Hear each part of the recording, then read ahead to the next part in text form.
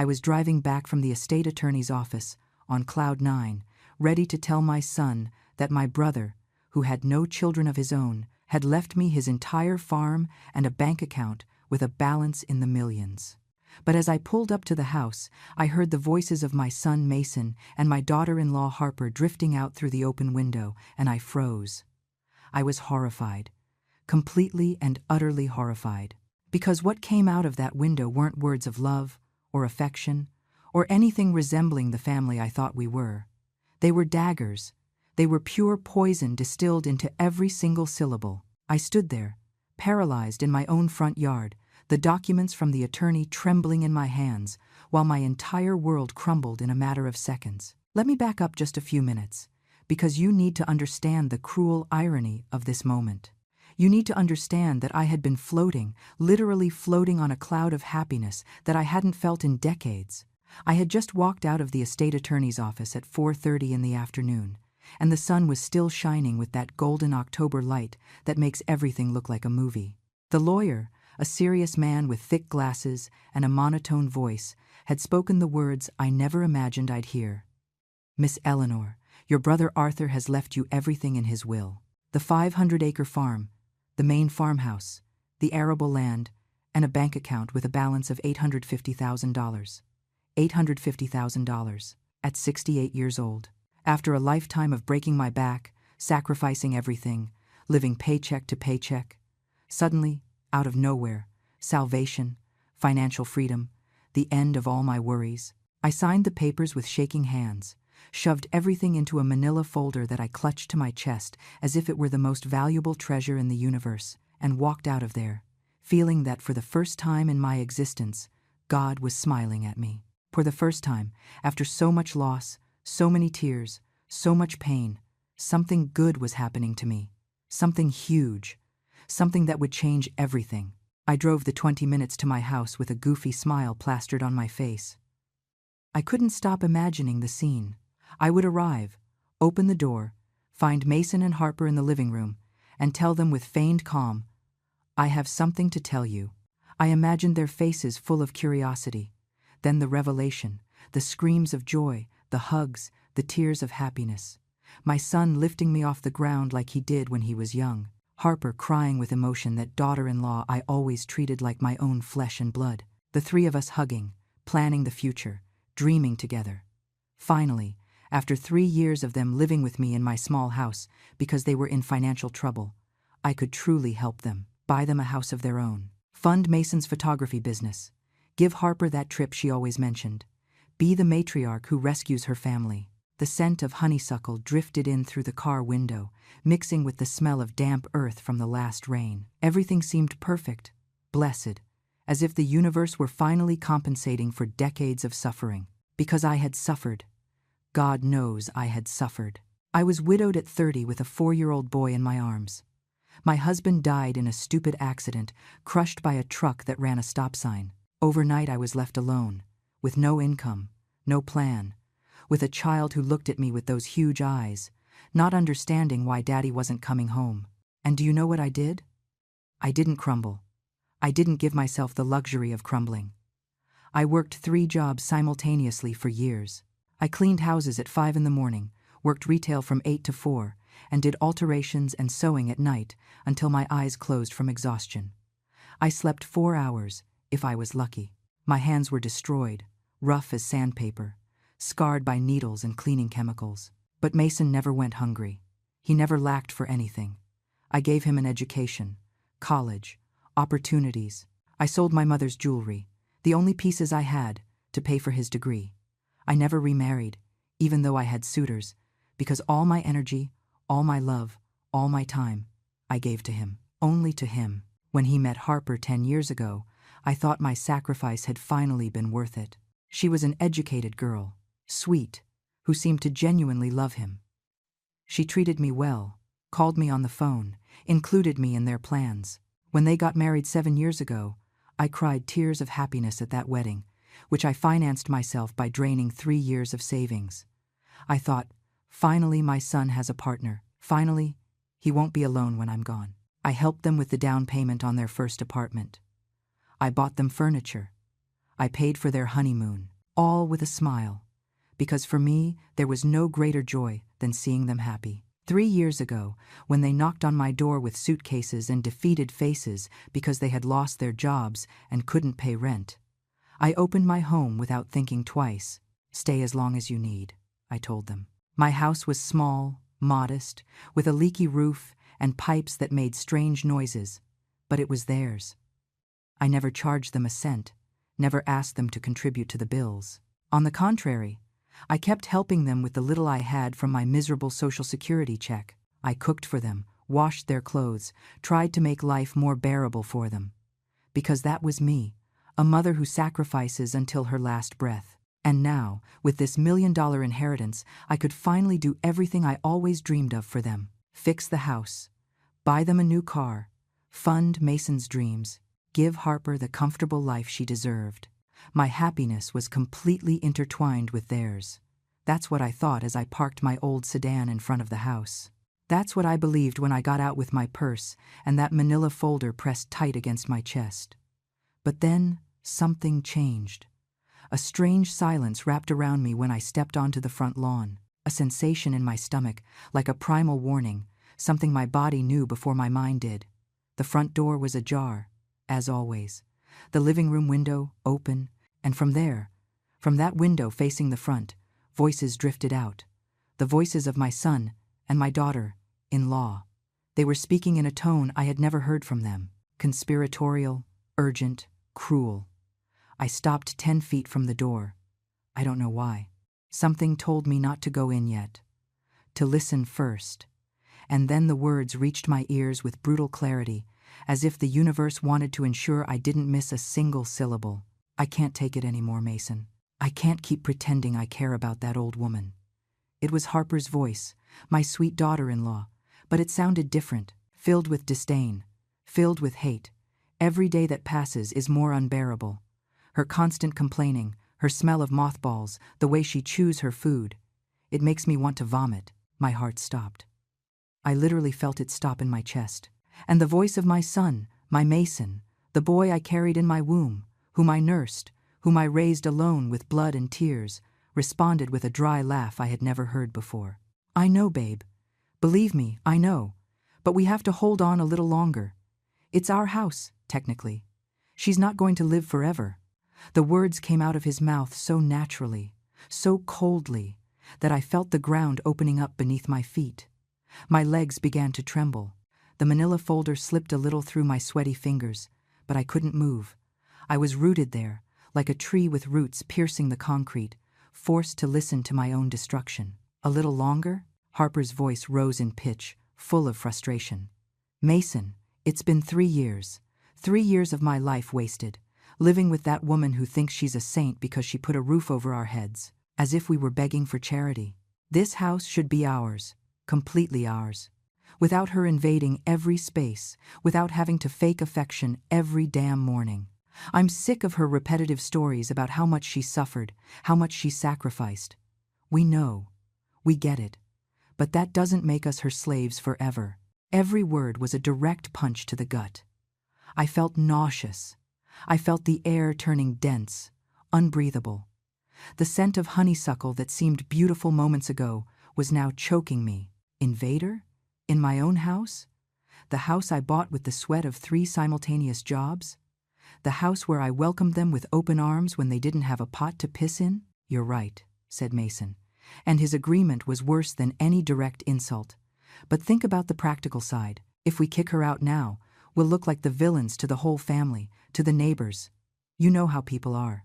Besides, she has the deed to the house in her name.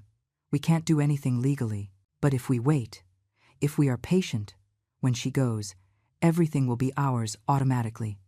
I'm an only child. There's no one else. And what if she takes years to die?" Harper's question sounded like they were discussing how long a package would take to arrive. Not my life, not my existence. "Your mother is like a cockroach, old, but resilient. She could live until she's 90. I'm not going to waste another 20 years of my life waiting. 20 years. They talked about my death as if it were a pending transaction, as if I were an obstacle between them and their happiness. The manila folder was shaking violently in my hands now. Inside were documents certifying $850,000, an entire estate, a brilliant future, and I had come running to share it with them, with these two people who, at this very moment, were planning how to get rid of me. "There are options," Mason said in a low voice, almost a whisper, but the afternoon silence carried his words directly to my ears as if he were screaming them. "Nursing homes aren't that expensive. I've been researching. There's one on the outskirts, halfway decent, for like $2,000 a month. We could tell her it's for her own good, that she can't take care of herself anymore, that we're worried she'll fall and break something being here alone all day." "But she's not alone all day. We're here." Harper's voice sounded confused. "That's why we'd have to get jobs first, right? To have the perfect excuse. Mom, we can't take care of you anymore because we work all day. It's for your safety." The way he imitated a worried, loving voice made me feel a disgust so deep I had to cover my mouth with my hand to not vomit right there in the yard. "You're a genius," Harper laughed, and her laugh sounded genuinely amused, as if my son had just told the best joke in the world. $2,000 a month is nothing compared to getting our privacy back. We could remodel her room, turn it into an office for you, or a walk-in closet for me. God knows I need it.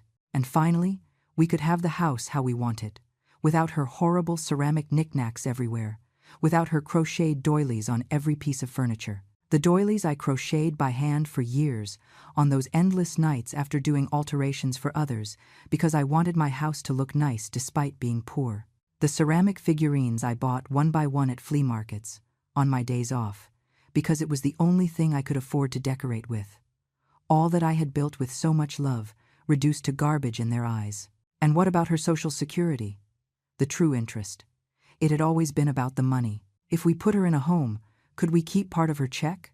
I mean, we'd be paying for the place. Technically, we'd be taking care of her. Her check is a pittance, like $1,200 a month. It would barely cover half the nursing home. Mason sounded disappointed, as if he were doing mental math and the numbers didn't add up. "But once she's there, we could sell some of her furniture, her things. That antique dresser in her room must be worth something, and she has some jewelry stored away, I think." I didn't have jewelry. I sold it all decades ago to pay for his damn college tuition. But they didn't even know that. I never told them the details of my sacrifices because I didn't want them to feel indebted to me. How stupid I was. How incredibly stupid. "The problem is convincing her," Harper said, and I could picture her biting her lower lip like she did when she was thinking. "She's stubborn. She's going to say she's perfectly fine, that she can take care of herself. She's going to cry, make us feel guilty with her stories of sacrifice. That's why we have to be strategic." Mason's voice took on a calculating tone that froze my blood. "We start, little by little. We point out her memory lapses, her little confusions. Mom, you already told me that story 3 times today. Are you okay? Mom, you left the stove on again. It's dangerous." Even if it's not true, we make her doubt herself. And when she's insecure enough, we present the nursing home as the only logical option. Gaslighting. My own son was planning to gaslight me, to convince me I was losing my mind, to psychologically manipulate me until I broke. Tears began to roll down my cheeks. Hot, bitter, silent. But I didn't make a sound. I couldn't make a sound. I had to hear everything. I had to know exactly what these two people I loved with all my being had turned into. "And if she resists anyway?" Harper's question floated in the air. There was a silence. A long, heavy silence that lasted maybe 5 seconds, but felt like an eternity. And then Mason spoke, and his words were the final stab. "Then we wait. Nature takes its course. And let's be honest, if she got seriously ill, it's not like we're going to spend a fortune on treatments. She's lived her life. She's had her years." "You're right," Harper sighed, as if they had just solved a complicated math problem. "Either way, in a few years this solves itself. And in the meantime, we keep smiling and enduring." My knees almost gave out. I had to lean against the porch column to keep from falling to the ground. The world spun around me in a nauseating spiral of betrayal and pain. These two people, my son and my daughter-in-law, were discussing my death like someone discussing the dinner menu, with that same coldness, with that same indifference. And the worst, The absolute worst is that I had literally come skipping with joy to share with them a fortune that would change our lives. A fortune I planned to use primarily to help them, to give them everything they hadn't been able to have. The irony was so cruel it almost made me laugh. Almost. If it weren't for the fact that I felt like they were ripping my heart out with their bare hands, I might have found some twisted humor in the situation. Here I was, with certified documents for $850,000 in my purse, listening to how they planned to stick me in a cheap nursing home and keep my miserable $1,200 Social Security check. If they knew. If they only knew what I was holding. But they weren't going to know. Not yet. Because something inside me, something primal and fierce that I didn't know I possessed, had just awakened. Well, enough talking about your mother, Harper said with a lighter tone, as if they had just finished discussing the weather. What do you want for dinner? Because I am not cooking. Let her do it when she gets here. That's what she's good for, right? At least let her earn her keep. They laughed. Both of them laughed. And that sound, those shared cackles at the expense of my humiliation, finally broke something fundamental inside me. For 68 years I had been Eleanor the good, Eleanor the self-sacrificing, Eleanor the forgiving, the understanding, the one who always puts others first. The one who worked until she destroyed her body so her son could have a future. The one who never asked for anything in return because a mother's love is supposed to be unconditional, selfless, eternal. But in that moment, standing in my own front yard, listening to the two people I loved most in the world plan to discard me like trash, something changed. A chemical, molecular, spiritual transformation. The sweet and understanding Eleanor died right there. And in her place, someone new was born, someone cold, someone calculating, someone who had just learned that boundless kindness is just another form of being stupid. I wiped my tears with the back of my hand. I took a deep breath, filling my lungs with that air that now tasted like ash. I adjusted the manila folder under my arm. I checked my reflection in the car window. Red eyes, yes, but nothing a little cold water couldn't hide. I needed to walk into that house as if I hadn't heard a thing. I needed to act. And for the first time in my life, acting didn't mean being authentic and honest, but being the best liar in the world. I walked toward the door with measured, controlled steps. I inserted the key with hands that no longer trembled with emotion, but with an icy fury that ran through my veins like mercury. I opened the door and closed it with the usual sound. Not too loud, not too soft. "I'm home," I yelled with the most cheerful voice I could manufacture. That loving mother voice I had perfected over decades. I heard them moving in the living room. Hurried footsteps, whispers. When I entered the shared space, there they were. Mason on the ivory sofa I bought myself 10 years ago, Harper in the armchair, both with their phones in their hands, the perfect picture of domestic innocence. They greeted me with smiles, wide, warm, completely fake smiles. And I, who now knew the truth, could see the lie behind every forced facial muscle. "Mom, how did it go?" Mason stood up and walked toward me with open arms. My son, my baby, the boy I nursed, whom I cured when he had chickenpox, whom I taught to ride a bike, whom I consoled when his first love rejected him. That same boy was now a stranger with my son's face, approaching to give me a hug I knew he didn't feel. I hugged him. God, how hard it was to hug him, feeling his arms around me, his familiar smell of that cheap cologne he used, and knowing that minutes before he was planning how to get rid of me. But I did it. I endured, because I needed them to believe everything was normal. Good son. Everything is good. My voice came out surprisingly steady. Years of hiding pain had trained me for this without knowing it. And you guys? How was your day? Quiet. Harper stood up too, approached, and gave me a peck on the cheek. Her perfume, the one I gave her for her last birthday because she mentioned she liked it, hit me like a punch. We were looking at some stuff online, planning some ideas for Mason's business, planning how to lock me up in a home. That's what they were planning. But I smiled. "That's great, honey. I'm glad you're being productive." The word honey almost choked me. I had called this woman my daughter for 7 years. I treated her better than many mothers treat their own biological daughters. And she called me a cockroach when she thought I wasn't listening. "Do you want me to make you some tea, Mom? You look tired." Mason looked at me with that expression of concern that I now knew was pure theater. He was probably already practicing for when he would start his plan to make me think I was losing my mind. No thanks. Sweetheart, I'm fine. I sat in my favorite chair, that wooden rocker I rescued from a flea market, and restored myself. I set my purse to the side, careful that the manila folder wasn't visible. They didn't ask what was inside. They didn't ask why I had gone to the lawyer. They didn't even remember that today was my appointment. Of course not. I was just the old piece of furniture in the living room, present but invisible. Mom. Harper started with that sweet voice I now recognized as completely fabricated. I was thinking that tomorrow we could go to the mall together. You know, spend some quality time. It's been a long time since we went out, just you and me. Quality time. With the woman who half an hour ago said my mothball smell made her want to vomit. I would love that, Harper. That would be very nice. The words came out of my mouth as if someone else were saying them. As if I were an actress following a script. I watched them for the next hour. I really watched them, as if seeing them for the first time. Mason was 39, but he had never fully matured. He still had that teenage attitude, expecting things to fall from the sky. His photography business, which he talked about constantly, was more of a fantasy than a reality. He had taken maybe 20 jobs in 3 years. But I always encouraged him, always told him it was just a matter of time, of effort.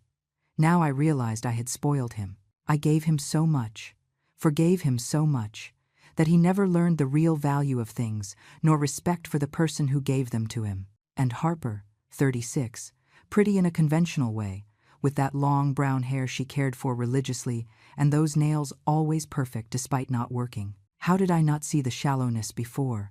How did I not notice that every conversation we had ended up revolving around material things, what she didn't have, what she wanted? When she lost her job 3 years ago, I consoled her. Don't worry, honey, something better will come along. But nothing ever came, because she never looked for anything. She got comfortable in my house, eating my food, enjoying my hospitality, and began to see me not as a blessing but as an obstacle. We ate dinner together that night. I cooked, as always. I made chicken parmesan with spaghetti, one of Mason's favorite dishes. I set the table. I served. I watched them eat what I prepared with my hands while they chatted about a show they were binging, about a friend who posted vacation photos, about absolute trivialities. They didn't ask about my day. They didn't ask what I had done. I was the service staff, not part of the family. After dinner, I washed the dishes while they settled back into the living room. I heard their laughter, the sound of the TV, that domestic normality that now seemed obscene to me. My hands moved automatically, scrubbing every plate, every glass, while my brain processed everything I had heard. $850,000 were waiting in a bank account with my name on it. An entire farm I could sell or manage, and they didn't have the slightest clue. I dried my hands with the kitchen towel and stared out the window toward the backyard. Night had fallen completely, and only the dark silhouettes of the trees swaying in the breeze were visible. I remembered all the times I worked in that garden, planting flowers, pulling weeds, trying to create a beautiful space despite our economic situation. I remembered the mornings I watered the plants before leaving to clean other people's houses, thinking that at least my family would have a cozy home to return to. How naive, how stupidly naive. My mind began to work in a new way, calculating, cold. If they could plan, so could I. If they could fake love while conspiring behind my back, I could fake ignorance while assembling my own strategy. But first I needed to confirm something. I needed to make sure that what I heard wasn't an isolated conversation, a moment of frustration that didn't reflect their true feelings. Although deep down I knew the truth. No one speaks with that level of detail, with that specific coldness, if it's just a momentary venting. That night I went to sleep early, as always. I'm tired, kids. I'll leave you watching your show. I said goodbye with kisses on the forehead for both, and they barely looked up from the screen. I went up the stairs to my room, that small room on the second floor that had been mine since we bought this house 20 years ago. I sat on the edge of my bed and took the manila folder out of my purse. There were all the documents, the deed to the farm in my name, the bank papers certifying the account balance, The testamentary letter from my brother Arthur, written in his own hand 2 months before dying, explaining why he left me everything. Because you were the only one who was always there when I needed you, even though you never asked for anything. Because I admire you more than anyone in this world. Because you deserve something good after so much suffering. Tears began to fall on the paper, smudging the ink. My brother, that quiet and solitary man, knew me better than my own son knew me. I put the documents in the back of my closet, under a pile of old sweaters they never checked because they didn't care enough to snoop through my things.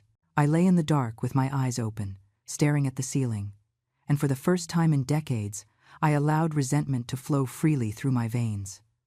I didn't repress it. I didn't rationalize it. I didn't look for excuses to justify their behavior. I just felt it, pure and burning. I remembered the day Mason was born, 39 years ago.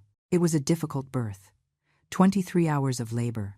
When they finally put him in my arms, crying and wrinkled, I swore I would do everything for him.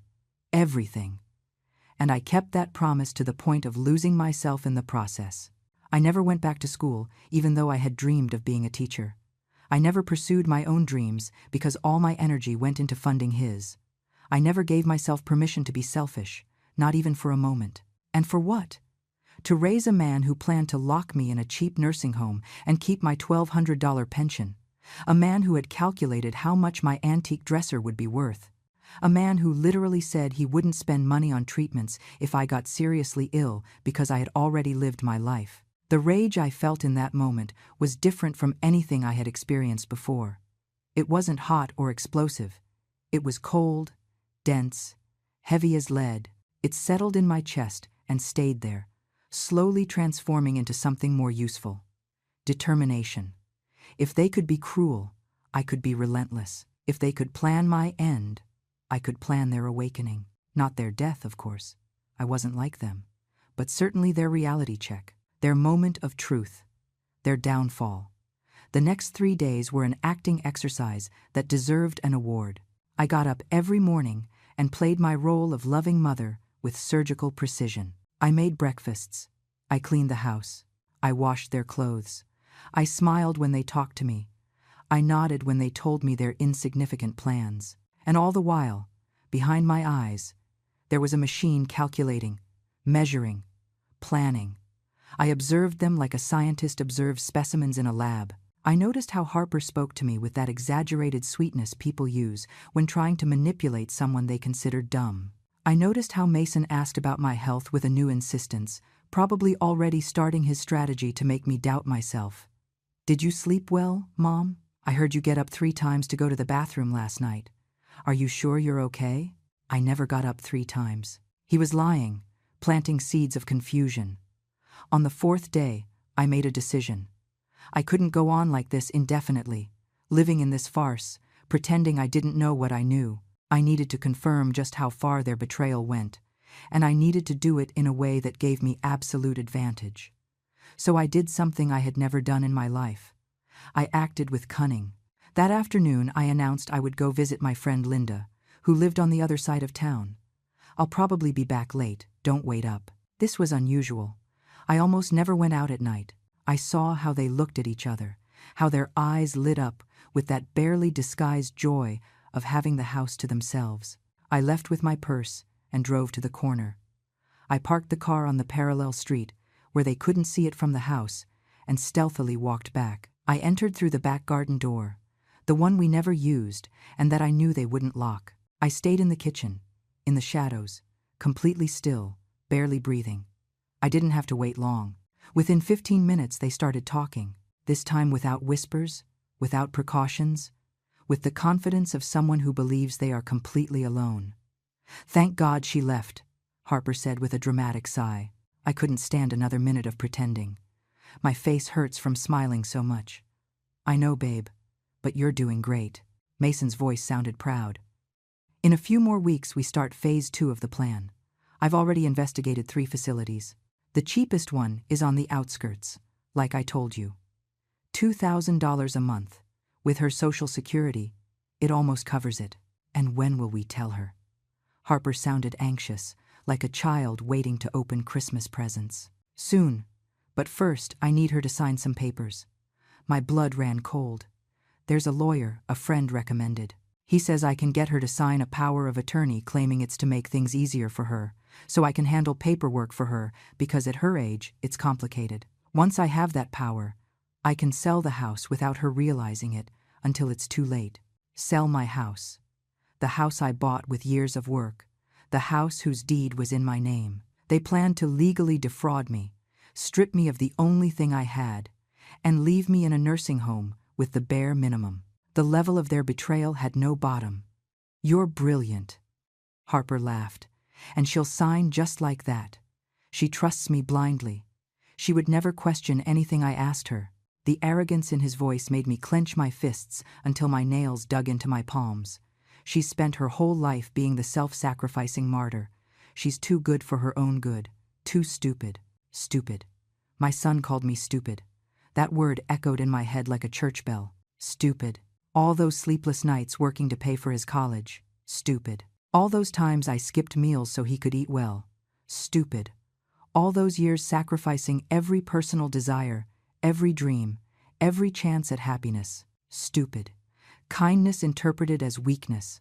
Unconditional love interpreted as naivety. I wasn't stupid. I was a mother who loved too much, someone who never deserved it. And what if she refuses to sign? Harper asked. And I could hear the noise of her moving on the sofa, probably cuddling up against my son like she always did.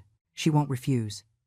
But if she does, there's plan B. The lawyer also explained that I can claim senile dementia, get a couple of witnesses to say she's losing her memory, that she can't make decisions for herself. With that, I can request legal guardianship. It's more complicated and takes longer, but it works. Every word coming out of his mouth was a revelation of how far he was willing to go.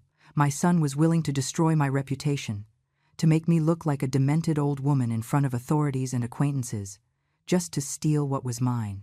And wouldn't it be easier if she just died? Harper's question came out so naturally, like someone asking if it wouldn't be easier to order takeout instead of cooking. She wasn't really suggesting it, I know, but the fact that she could pronounce those words with such lightness showed me the abyss of her indifference toward my life. There was a silence that lasted too long. And then Mason spoke, and although his words were different from what Harper insinuated, the tone was just as chilling. Don't say that even as a joke. But honestly, sometimes I think it would be a relief for everyone. She's already old. She's completed her cycle. And we are in the prime of our lives, stuck taking care of someone who only drags us down. Drags us down. Me, who gave them a roof for free. Me, who cooked for them. Me, who paid the utility bills without asking them for a cent of contribution. I was dragging them down. The distortion of reality was so grotesque, it almost made me laugh. Almost. You're right. Sorry. Harper sighed. It's just that I'm so tired of all this. I want our life back. I want to be able to walk naked through the house if I feel like it without worrying that the old lady will show up. I want to decorate how I want, invite friends over, without having to warn them that there's a bitter old woman living here. I want privacy, freedom, space. Soon, babe. I promise you, soon. I heard the sound of a kiss. They were kissing while talking about discarding me, and that mental image was so repulsive I had to swallow the bile that rose in my throat. When are you going to ask her to sign the power of attorney? Harper asked after a moment. This week. I already have the documents. The lawyer prepared them with complicated technical language, so she doesn't really understand what she's signing. I'm going to tell her it's to help her with banking, so I can better assist her with her finances. She has no idea about laws. She'll sign without reading. The confidence in his voice was overwhelming. He really thought he knew me. He really thought he could manipulate me so easily. What he didn't know, what neither of them knew, was that I had been married to a lawyer before he died. My late husband, Mason's father, taught me a lot about laws and contracts during our years together. He taught me to read the fine print, to never sign anything without understanding it completely, to protect myself legally. Ironic that the father's lessons were going to protect me from the son. You're so smart, Harper cooed, and the tone of admiration in her voice toward someone planning to defraud his own mother made me nauseous. And after selling the house, what will we do with the money? First, we pay off all our debts. We owe like $20,000 in credit cards. $20,000. I had no idea they had those debts. They never asked me for help. Then we buy a small condo for us, something modern in a good area. With what's left, we can travel, buy a decent car, finally live well. And your mother in the nursing home for $2,000 a month? The question had a hint of guilt, barely perceptible. She'll be fine. She'll have a roof, food, basic care. It's more than many have at her age. The way he justified the abandonment, as if he were doing me a favor, as if locking me in the cheapest option while they lived off my house money was an act of generosity, made me understand something fundamental. My son wasn't just selfish or immature, he was cruel. There was an inherent cruelty in his character that I never wanted to see because motherly love blinded me. I guess you're right, Harper said, though she didn't sound completely convinced. I just hope she doesn't make a scene when we tell her. She won't. I know her. She'll cry. Yes. She'll say we're abandoning her, that after everything she did for me, she'll do her little victim act. But in the end, she'll accept it because she has no other choice. She has no money of her own. She has nowhere to go. She has no real friends who can help her. She is completely alone in the world except for us. The way he analyzed my loneliness, my vulnerability, as if they were tools to be used against me, showed me a level of sociopathy I didn't know existed in him. But he was wrong. He was wrong about everything. I had $850,000. I had a farm. I had options he couldn't even imagine. And above all, I now had something I had never had before. Absolute clarity about who my son really was. I moved away from the kitchen as silently as I had arrived. I went out the back door and walked to my car. I sat in the driver's seat and just stayed there, in the dark, processing everything. I didn't cry. I had no tears left for them. In their place, I felt something more powerful. Resolution. I drove aimlessly for an hour, organizing my thoughts. I needed a perfect plan. I couldn't just confront them yet. I needed timing. I needed to maximize the impact. I needed to make sure they fully understood the magnitude of what they had lost. And above all, I needed to protect myself legally, so they couldn't hurt me even after everything exploded. The next morning I called the attorney. I need to update my will urgently. The lawyer, the same man with thick glasses who had given me the news of the inheritance, received me that same afternoon. I explained the situation without going into emotional details. Just facts. He listened with a neutral expression and then nodded. I understand perfectly, Miss Eleanor. Unfortunately, I see cases like this more often than I'd like. He drafted a new will, specifying that my son Mason was completely disinherited. Everything, absolutely everything, would go to a charity foundation helping single mothers in vulnerable situations. Women like I had been decades ago. I signed every page with cold satisfaction. I also need you to prepare a legal document revoking any authority anyone else might try to obtain over my assets or medical decisions, I told him. The lawyer prepared the corresponding papers. Everything was certified, sealed, legal, and irrevocable. Is there anything else I can do for you? The lawyer asked when we finished. Yes, I need you to recommend a good real estate agent. I'm going to sell my current house. His expression remained professional, but I saw a glint of approval in his eyes. He gave me 3 names of reliable agents. That night, I arrived home later than usual. Mason and Harper were eating dinner they had ordered for delivery, because of course, neither of them cooked. They looked at me with surprise when I entered. "Mom, where were you? You had us worried." The lie came out of Mason's mouth so fluidly. Worried. Surely they were worried I had died and ruined their plans to rob me while I was still breathing. I had some matters to resolve, son. Adult things. I said it with a sweet smile, but I emphasized the word adult as a reminder that I was the owner of this house and my own life. Even though they seemed to have forgotten, the following days were a masterpiece of strategic patience. Every morning I got up with a renewed purpose. While they slept in late, I was in contact with real estate agents, lawyers, accountants. I organized every detail of my new life as if I were assembling a complex puzzle where every piece had to fit perfectly. I visited the farm I inherited from Arthur, that beautiful land 2 hours from the city, with a main farmhouse that needed repairs but had incredible potential. I hired a manager to start working the land. I opened new bank accounts. I met with a financial advisor who almost fell off his chair when I told him the amount I needed to invest. Miss Eleanor, with this amount, and at your age, you can live very comfortably for the rest of your life without worries, the advisor told me. A young man in a gray suit who treated me with a respect I hadn't received in my own home for years. We can create a diversified portfolio that generates passive monthly income of at least $4,000, maybe $5,000 if we're conservative. $4,000 a month, while my son planned to rob me to keep my $1,200. The irony made me smile at the most unexpected moments. Sometimes I caught myself smiling while washing dishes or folding laundry, and Mason would ask me what was so funny. "Nothing, son. I'm just happy," I would answer. And it was true. I was happy. Happy in a dark and vindictive way, but happy nonetheless. The real estate agent I hired to sell my house was an efficient woman named Sarah, about 50, with that unstoppable energy of someone who loves her job. She came to evaluate the property on a Tuesday afternoon, when Mason and Harper had supposedly gone out to look for work, although I knew they were probably in a coffee shop spending the little money they had while waiting to steal mine. "It's a charming property, Miss Eleanor," Sarah said, walking through the rooms with her tablet in hand, taking notes and photos. "The location is excellent. The size is perfect for a young family.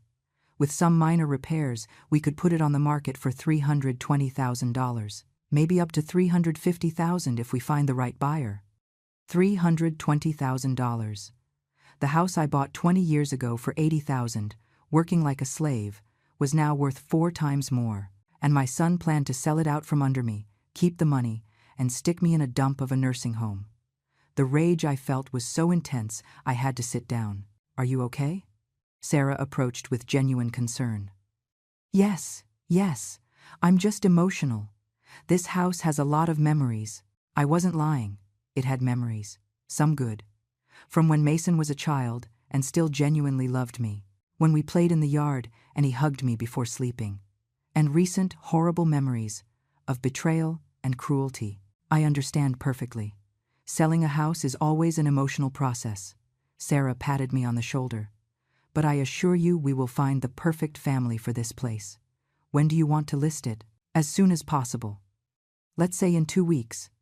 I needed that time to coordinate everything else, to ensure that when the hammer fell, it fell with deadly precision." "Perfect. I'll prepare all the documents." Sarah left with her tablet full of photos and measurements, leaving me alone in the house that soon would no longer be mine, but soon would also no longer be theirs. That night Mason finally made his move. I arrived from running errands and found him in the living room with a folder of documents on the coffee table. He had that rehearsed, serious expression, like an actor about to deliver his big monologue. "Mom, I need to speak with you about something important." He sat on the sofa and motioned for me to sit next to him. Harper appeared from the kitchen with 2 cups of tea, one for him and one for me, with that Judas smile. "Sure, son, tell me." I sat down and took the cup of tea, feigning absolute innocence. "Look, I've been thinking a lot about your situation." He began with that voice of feigned concern I now recognized perfectly. "You're getting older, and managing your finances must be getting complicated. The banks, the paperwork, all that bureaucracy. So I consulted with a lawyer, and he suggested that maybe it would be a good idea for you to give me power of attorney to help you with those things." Power of attorney. I acted confused, tilting my head like an old woman who doesn't understand complicated terms. "Yes, Mom. It's just a document that allows me to handle banking and legal matters for you, to make your life easier. That way, you don't have to be going to banks, signing complicated papers. I take care of everything." The smile he gave me was the same one he used when he was a child and wanted to convince me to buy him a toy. "Oh, how considerate of you, son." I took the folder and began to review the documents. They were exactly what I expected. A broad power of attorney that would give him total control over all my properties, bank accounts, and financial decisions. In other words, carte blanche to rob me legally. It's a bit technical, Mom. Don't worry about understanding everything. Basically, it just says, "I can help you with your things." Mason tried to take the papers from my hands, but I gripped them tighter. No, no, let me read. Your father always told me never to sign anything without reading it completely. I saw him tense up. The mention of his father, my late husband, always made him uncomfortable because deep down he knew his father would have been deeply disappointed in him. I read every word carefully while Mason and Harper watched me with growing impatience. The document was drafted deceptively, using complicated legal language to hide the fact that I would basically be stripping myself of all control over my own life. This says you could sell my properties without my consent, I said, pointing to a specific clause. No, Mom. That's only in case of emergency, if you couldn't make decisions for yourself. The lie came out so smooth. He had perfected the art of deception. And this part about you being able to make medical decisions for me. I pointed to another section. It's for your protection, Mom. Imagine you're in the hospital and can't communicate. Someone has to be able to decide for you. Harper intervened with that sweet, poisonous voice. I looked at both of them. I saw the anxiety in their eyes, the barely contained greed. They wanted me to sign right there, in that moment, before I could think too much or consult anyone else. And for a single second, I considered signing the document just to see their faces when they discovered I had nothing to steal because I had already moved everything. But no, I had a better plan. You know what, son? You're right. This seems very useful. I saw them relax, exchanging looks of victory. But let me take it to my own lawyer so he can explain it to me better, just to be sure I understand everything. The mask cracked for an instant. Your lawyer? Mom, you don't need to spend money on a lawyer. I already consulted with one. I know, son. But your father always said that in legal matters, it's better to have a second opinion. Don't worry. It's not mistrust toward you. It's just caution. I smiled with all the sweetness in the world as I put the documents back in the folder. But, Mom, Mason tried to protest. It's decided. I'll take it tomorrow to the estate attorney who helped me with your Uncle Arthur's inheritance papers. I dropped that information casually like a bomb. I had avoided mentioning the inheritance for days, waiting for the perfect moment. The change in atmosphere was instant. Mason and Harper went rigid as statues. Inheritance? What inheritance? Mason's voice sounded sharp, almost hysterical. Oh, I hadn't told you? I acted surprised. Your Uncle Arthur left me some things when he died. I've been resolving the paperwork with the attorney these past weeks. That's why I've been out so much lately. What things did he leave you? Harper leaned forward, and the greed in her eyes was so obvious it almost made me laugh. Oh, well, the old farm he had in the country. You know, that dilapidated property that almost no one visited. I said it with a dismissive tone, as if it were worthless. And some money in the bank. Not much, just some savings. How much money? Mason didn't even try to hide his interest anymore. He had leaned forward, hands clenched on his knees, eyes shining with that avarice I could now see with crystal clarity. I'm not sure exactly. The lawyer told me an amount, but you know how I am with numbers. I touched my temple with a gesture of adorable confusion. I think he said something about 80,000, or maybe it was 18,000. Honestly, I don't remember well. I'd have to check the papers. The lie rolled off my tongue with an ease that surprised me. Decades of absolute honesty. And now I was lying as if I had been practicing my whole life. I saw them processing the information. $80,000 wasn't a fortune, but it wasn't a little bit of money either. Enough to pique their interest, but not enough for them to suspect I was hiding something bigger. Harper and Mason exchanged one of those couple looks that communicate without words, and I could read exactly what they were thinking. We need that money. Mom, that's wonderful. Mason stood up and hugged me, and the physical contact gave me chills. I'm so happy for you. Uncle Arthur was a good man. Yes, he was. Much better than his nephew, I thought. But I just smiled, and well, with that money you could do a lot of things. Harper joined the conversation with that honeyed voice she used when she wanted something. You could fix up the house, take that trip you've always wanted, or, she paused calculatedly, or you could help Mason and me with the down payment on our condo. You know, we've been looking for a place of our own. There it was. They didn't take 5 minutes to ask for money. They didn't even wait a day to pretend they were happy for me. Immediately, they thought of how they could benefit. Oh, I don't know, honey. I still have to see exactly how much it is and what I'm going to do with it. I played indecisive, the confused old lady who doesn't know how to handle money. Plus there's the farm. The lawyer says I could sell it, but I don't know if anyone would want to buy that old land. I could help you with that, Mom. Mason practically jumped at the offer. I could research buyers, handle the sale for you. It would be easier if you give me that power of attorney I showed you. That way I can do all the paperwork without bothering you. Of course, now the power of attorney wasn't just to rob me of the little they thought I had, but to steal the inheritance too. They wanted total control of everything. The magnitude of their greed knew no bounds. Let me think about it, son. It's all very recent, very overwhelming. I yawned exaggeratedly. I'm tired. I'm going to sleep. I got up with the folder of documents under my arm and went up the stairs to my room. From upstairs, I heard them speaking in urgent whispers. I lowered the volume of the TV I had left on in my room and pressed my ear to the door to hear better. This changes everything. Harper's voice sounded excited. If she has 80,000 plus the sale of the farm, we're talking about much more money than we thought. I know, but we have to be careful. She can't suspect anything. Mason sounded anxious but controlled. I'm going to investigate how much that farm is really worth. If it is where I think it is, it could easily be worth 200,000 or more. And do you think she'll give us the money if we ask for it? Harper doubted. Not all of it. She's stingy. She's always been stingy. She'll say she needs to save some for emergencies, for her old age.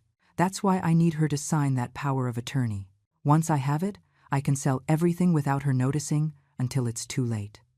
I'll tell her the prices were lower than expected, that there were legal fees, that little was left after taxes. She knows nothing about those things. Stingy. He called me stingy. The woman who spent every last cent on him for decades, who drained her savings multiple times to help him, who worked until she got sick to give him everything. Stingy. But we have to act fast, continued Mason, before someone else gets into her head. Before that lawyer suggests she do something different with the money. Tomorrow I'm going to pressure her to sign. I'm going to tell her the lawyer needs the document urgently, that if we don't do it soon, there will be legal problems with the inheritance. Perfect. I'm going to take her shopping tomorrow. I'll keep her distracted, tired. When she gets home, she'll be so exhausted she'll sign whatever you put in front of her. Harper laughed. And that sound pierced me like a knife. This woman I treated like a daughter was deliberately planning to exhaust me, to manipulate me. You're brilliant, babe. Another kiss. More sounds of affection between two people conspiring against me. In 2 weeks, all this will be ours. The house, the inheritance money, everything. And she's going to be in that nursing home without knowing what happened.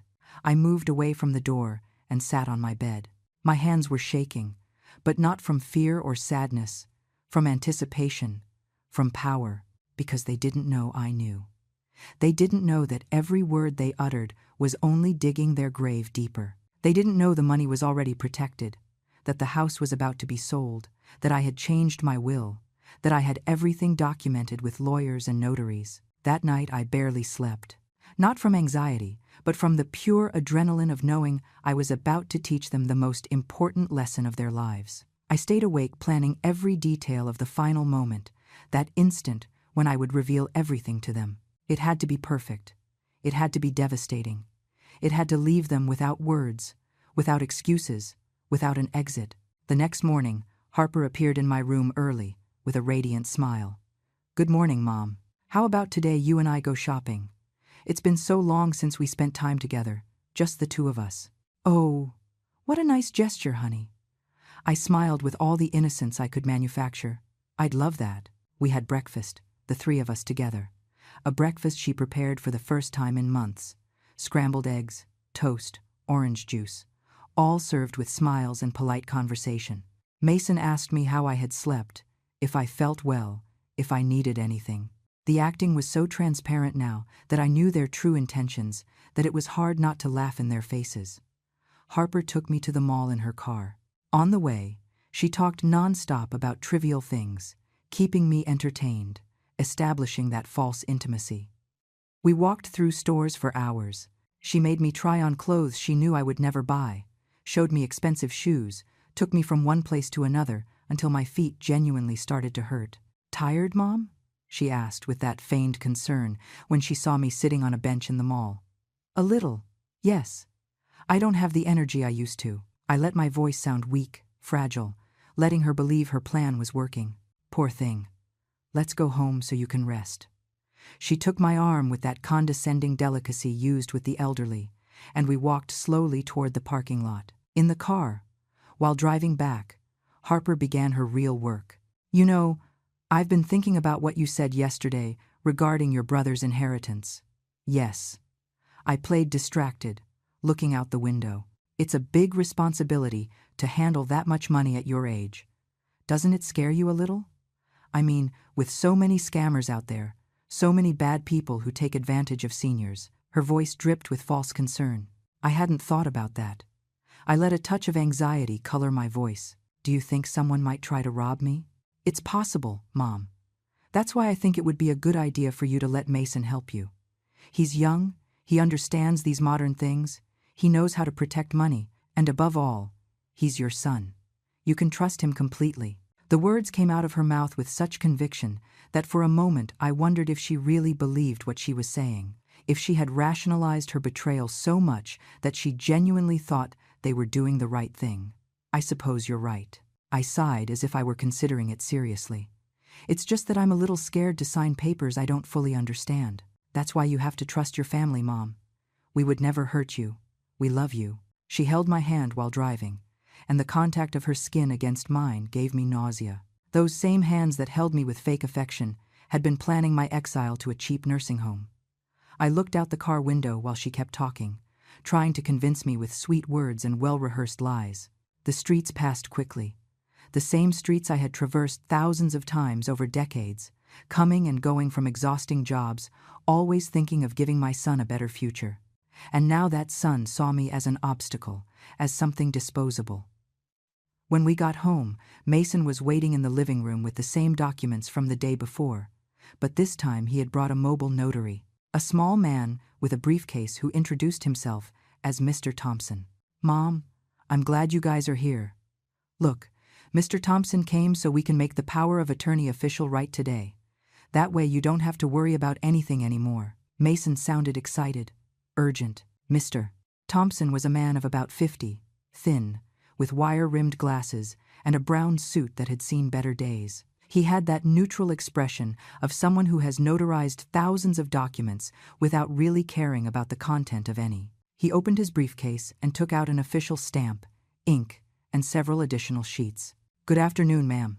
He extended his hand with professional courtesy. Your son hired me to come certify some documents. It's a quick process. It won't take more than 10 minutes. How kind of you to come all the way here. I shook his hand and sat in my favorite rocking chair, acting like the tired old lady who had just arrived from an exhausting day of shopping. May I see the documents first? Mason tensed visibly. Mom, they're the same ones I showed you yesterday. Mr. Thompson is in a hurry. He has other clients waiting. There's no rush, Mason. Mr. Thompson passed me the documents with a professional smile. The lady has every right to review what she is going to sign. In fact, it is my obligation to ensure she understands completely. I saw Mason clench his fists. His plan was getting complicated. I took the papers and began to read them slowly, very slowly, running my finger along every line as if I needed help following the text. The silence in the living room was so thick you could cut it with a knife. This says my son would have total control over all my bank accounts, I said after a moment, pointing to a specific clause. That is correct, ma'am. It is a general power of attorney. Mr. Thompson nodded. And could he sell my house without consulting me? Technically, yes, if the document is signed as currently drafted. The notary kept his neutral tone, but I saw a glint of something in his eyes, maybe discomfort, maybe suspicion. I see. I kept reading. And medical decisions? He could decide to commit me somewhere if he wanted. Mom, please. Mason intervened with a tense voice. You're misinterpreting everything. This is just to help you, to make your life easier. I just want to understand, son. I looked at him with those innocent mother eyes he knew so well. It's just that your father always taught me to be careful with these topics. Harper shifted uncomfortably on the sofa. Mr. Thompson watched us all with growing professional interest. The tension in the room was palpable. I continued reading every word, every clause, every bit of fine print. I took my time. I asked questions.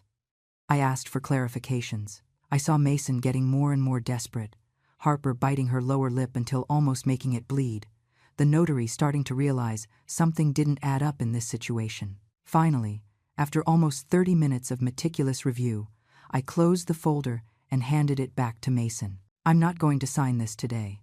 The silence that followed was absolute. Mason froze with the folder in his hands, his face going through a spectrum of emotions: confusion, frustration, contained rage. "What? Why not?" His voice came out sharper than he intended. "Because I want my own lawyer to review it first. I told you yesterday, son, it's not mistrust, it's prudence." I kept my tone soft, reasonable, completely calm. "But Mom, Mr. Thompson is already here. I already paid for his time." Mason was losing his composure. "And I will pay him too, for the trouble of coming without a result." I took out my wallet and extracted several bills. "What is your fee, Mr. Thompson?" The notary looked at the bills, then at Mason, then at me. Something in his expression changed. "It's $100, ma'am. But the young man already paid in advance. Then take this as additional compensation for making you come out here for nothing." I handed him $150. The man took them, packed his things in the briefcase, and said goodbye with a professional courtesy that didn't include promises to return. When the door closed behind Mr. Thompson, the atmosphere in the living room changed radically. Mason dropped the folder on the coffee table harder than necessary. Harper crossed her arms. Both looked at me with a hostility they didn't even try to hide completely anymore. "I don't understand why you're being so difficult with this." Mason paced from one side to the other like a caged animal. "I am literally just trying to help you, and I appreciate it, son, but I need time to think it over properly." I got up from my chair with an exaggerated groan. "Now, if you'll excuse me, I'm exhausted. I'm going to lie down for a while." I went up to my room, leaving them downstairs with their frustration. I lay on the bed, but not to rest, but to think. The moment had arrived. I could no longer prolong this farce. Every day I spent in this house, pretending normality with these two people who planned to destroy me, sickened my soul a little more. From my room, I could hear their voices rising in argument. They weren't trying to lower the volume. They probably thought I was so tired I had fallen asleep immediately. "I told you we had to pressure her more." Harper's voice pierced the walls. "Now she's suspecting something. I saw how she looked at us. She's not suspecting anything. She's just stubborn, like she's always been." Mason sounded frustrated, defeated. "But eventually she'll sign. She has no other choice." "And what if she never signs? What if that damn notary told her something that put her on alert?" Harper was panicking. "Then we go to Plan B. We declare her mentally incompetent. I already explained it to you." But Mason's voice didn't sound as sure as before. I sat up in bed and took out my phone. I called Sarah, the real estate agent. "We already have offers for the house." "Miss Eleanor, I was just about to call you. We have 3 excellent offers. The highest is for $335,000. A young couple who is willing to close the deal in 2 weeks and accepts the property as is." Her voice sounded excited. "I accept. Prepare all the documents." My voice was firm, decided. "Perfect. Do you want us to coordinate a date for the couple to see the property?" "It's not necessary. They already saw it in the photos and the video you sent them, correct?" "Yes, but usually buyers want to see in person before. Tell them I have to sell fast for personal reasons. If they are willing to close without more visits, I'll drop $5,000. $330,000. Deal closed in 2 weeks. I was willing to lose a little money in exchange for speed." Sarah paused. "Let me contact them. I'll call you in an hour." 40 minutes later, my phone rang. They accepted. They want to close in 10 days, if possible. They have the cash ready. Perfect. Proceed with everything. I hung up and stared at the ceiling of my room. 10 days. In 10 days this house would no longer be mine, but it wouldn't be theirs either. It would never be theirs. I also called my lawyer, the same one who had handled Arthur's inheritance. "I need you to prepare a formal letter for my son, informing him that he has 30 days to vacate the property once the sale is finalized. Are you sure about this, Miss Eleanor? His voice had a tone of paternal concern. Completely sure.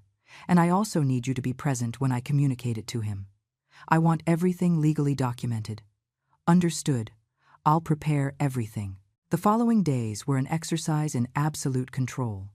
Mason tried several more times to get me to sign the power of attorney, each time with different arguments. That the lawyer had found problems with the inheritance requiring immediate action. That there was an investment opportunity we couldn't pass up. That the bank was asking questions about Arthur's money. All lies. And I let them fall without effect. I already told you I'm going to review it with my lawyer. Son, have patience. And every time I said it, I saw his frustration grow a little more. Harper changed tactics.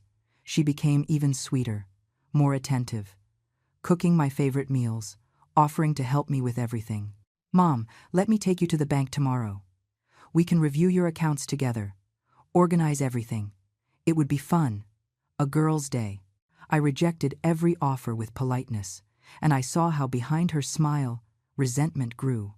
I packed my things in secret, only the essentials. Clothes, important documents, some photographs of when Mason was a child and still loved me genuinely. I left everything else. The furniture, the ceramic ornaments they despised so much, the crocheted doilies. Let them do whatever they wanted with all that. I didn't need it anymore. Day 9 arrived. Tomorrow would be the closing of the house sale. This night would be my last night sleeping here. And I had decided that this night would also be the night I would tell them everything. I sat in front of the mirror in my room and looked at myself really for the first time in years. There was Eleanor, 68 years old, with wrinkles that told stories of suffering and sacrifice, gray hair that was once jet black, hands rough and marked by decades of hard work. But in my eyes, I saw something new.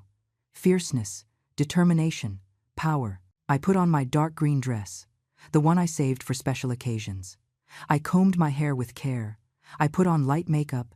I wanted to look dignified for this moment. I wanted them to remember this image of me not as the victim they planned to create, but as the strong woman I always was, but whom they never knew how to appreciate. I went downstairs at 7 in the evening. Mason and Harper were in the living room watching television, as always. When they saw me enter dressed up, they looked at me with surprise. "Are you going out, Mom?" asked Mason. "No. We are going to eat dinner, the three of us together, tonight. I have something important to tell you." My voice had a quality they hadn't heard before. Authority. Control. I prepared dinner myself that night. It wasn't anything elaborate, just pasta with tomato sauce and salad, but I did it with hands steadier than I'd had in weeks. I set the table carefully, using the cream-colored tablecloth I reserved for special occasions, the good plates I almost never took out, the wine glasses that were a wedding gift almost 40 years ago. Everything had to be perfect for this moment. Mason and Harper sat at the table with confused expressions. It wasn't normal for me to do all this on a random weekday. They looked at me with that mix of curiosity and suspicion, trying to decipher what was happening. "This looks very fancy, Mom." Mason tried to sound casual, but I detected the tension in his voice. "Is there a special occasion?" "Yes, there is." I served the pasta on each plate with deliberate, calm movements. "Today is a very important day. The day several things come to an end." Harper and Mason exchanged looks. "What do you mean?" she asked. I sat in my place at the head of the table, the position I had always occupied in this house. I folded my hands on my lap and looked them directly in the eyes, first one, then the other. The silence stretched for several seconds. I let the tension grow, let them feel uncomfortable. Exactly 11 days ago, I began with a clear and controlled voice. I arrived at this house after receiving the most wonderful news of my life. My brother Arthur had left me an inheritance, not the $80,000 I mentioned to you. I paused and saw how they leaned forward, attentive. But $850,000 in cash, plus an entire farm of 500 acres. The shock on their faces was instant. Their jaws literally dropped. Harper dropped the fork she had lifted. Mason froze mid-movement. "I came running home that day," I continued, without averting my gaze, excited like a little girl, imagining the joy on your faces when I told you, thinking about everything we could do together with that money. about how I could finally help you significantly after years of struggle. My voice remained even, without emotion, just stating facts. But when I got to the door of this house, I heard voices coming from the open window. Your voices. I saw the color drain from their faces. Mason opened his mouth to speak, but I raised a hand. No, now it's my turn to speak. You already had enough time. The tone of my voice was steel. I heard you planning how to put me in a nursing home for $2,000 a month. I heard you discussing how to keep my Social Security check. I heard Harper call me an old cockroach, say that my mothball smell gave her nausea, that she was tired of pretending she cared. Harper turned pale as paper. Eleanor, I heard my son. My voice broke slightly here, but I composed myself. The son I carried in my womb, whom I nursed, for whom I sacrificed everything, say that it would be easier if I got sick soon, that I had already lived my life, that he wouldn't spend money on treatments for me because it wasn't worth it. Mom, that's not. Mason tried to interrupt, his face now red with shame and panic. Silence! My voice resonated in the dining room with an authority I had never used before. I heard every word of your plan to rob me of this house using a fraudulent power of attorney. I heard how you planned to sell it without me realizing and keep the money. I heard you call me stupid, stingy, a dead weight.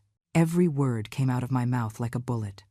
And I decided in that moment that the naive Eleanor, the self-sacrificing mother who forgives everything, had died.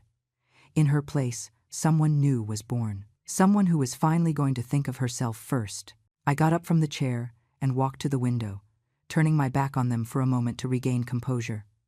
When I turned around, my eyes were dry but shining with determination. These last few days have been very productive for me. I began to walk slowly around the table, like a lawyer presenting evidence to the jury. I hired the best financial advisor in the city. I invested the $850,000 in a way that generates approximately $4,500 a month in passive income. I changed my will with a certified estate attorney. My son Mason is completely disinherited. My entire estate will go to a foundation that helps single mothers in vulnerable situations, women like I was once. Mason stood up abruptly. You can't do that. I'm your only son. I can and I did. It is already signed, sealed, and legally registered. My voice didn't tremble. I also hired a real estate agent. This house, the house you planned to steal from me, was sold 3 days ago. The closing of the sale is tomorrow at 10 in the morning, for $330,000. The silence that followed was deafening. I could see their brains processing the information, calculating, panicking. $330,000, Harper whispered, doing the mental math of everything they had just lost. That's right. And before you ask, no, you won't see a cent of that money either. I took an envelope out of my pocket and let it drop onto the table. This is a legal eviction notice. You have exactly 30 days starting tomorrow to remove all your belongings and find another place to live. But we have nowhere to go. We have no money, Mason shouted, and the desperation in his voice was real. How interesting. I crossed my arms, because I didn't have money either when I was widowed at 30 with a 4-year-old child. And somehow I survived. I worked 3 simultaneous jobs. I slept 4 hours a night for years. I literally broke my back, so you would have food, education, opportunities. My voice rose in volume, and I did it alone, without complaining, without planning to betray anyone, without thinking about sticking my son in a nursing home when he became inconvenient. Mom, please. Mason approached with hands outstretched, and for the first time in days I saw real tears in his eyes. I know I made a terrible mistake. I know what we said was unforgivable, but we didn't plan to do it really. We were just venting, frustrated. You know how it is when people are under financial stress. A mistake? I laughed, and the sound came out bitter, dry. A mistake is forgetting to buy milk at the supermarket. What you two did was meticulously plan how to defraud, rob, and abandon me. You brought a notary to this house to make me sign fraudulent documents. Harper took me shopping with the specific purpose of exhausting me so I would be too tired to think clearly. That is not a mistake, son. That is premeditated malice. Harper stood up too, with tears running down her cheeks. Please, Eleanor. I know I was horrible. I know I don't deserve your forgiveness. But don't do this to us. We are family, family. I repeated the word as if it were poison in my mouth. Family doesn't plan to lock their loved ones in cheap nursing homes to keep a $1,200 check. Family doesn't call the person who gave them a roof when they had nothing a cockroach. Family doesn't calculate how long you will take to die so they can keep your things. I approached Mason until I was inches from his face. I looked him directly in the eyes, those eyes that once looked with genuine love when he was a child. I gave you everything. Absolutely everything. My youth, my health, my dreams, my opportunities, my money, my time, my love. And you took it as if it were your right, as if I owed you all that simply for having been born. My voice broke slightly, but I continued. You never learned the value of sacrifice because you never had to sacrifice anything. I gave you everything so easily that you thought that was how the world worked, that people simply give you things without even expecting respect in return. I'm sorry. Mason was crying openly now. I'm so sorry, Mom. You're right about everything. I was a horrible son, a horrible human being, but give me a chance to fix it, please. There is nothing to fix. My voice was final, definitive. It's already done. Tomorrow I sign the sale papers. The day after tomorrow, I move to my brother's farm. I already hired workers to restore it. I already spoke with the neighbors in the nearby town. I am going to live the rest of my life in peace, surrounded by nature, with enough money to never worry again. I am going to have the life I deserved to have decades ago. I turned around and began to climb the stairs to my room. Their voices followed me, pleading, crying, but I didn't care anymore. I reached my room and locked the door. The next morning, I woke up at 6. I went down with my suitcase already packed. They were still asleep, exhausted from the night of crying and drama. I left the house keys on the dining table, along with the eviction notice and a final note that simply said, "Learn to value people before you lose them." I walked out of that house for the last time, feeling the weight of decades of sacrifice finally lifting from my shoulders. The morning sun greeted me with a warmth I hadn't felt in years. I took a deep breath, filling my lungs with fresh, clean air. I drove toward my new life with a smile on my lips, a smile of freedom, of justice, of rebirth. At 68 years old, for the first time in my existence, I was going to live for myself, and it felt glorious.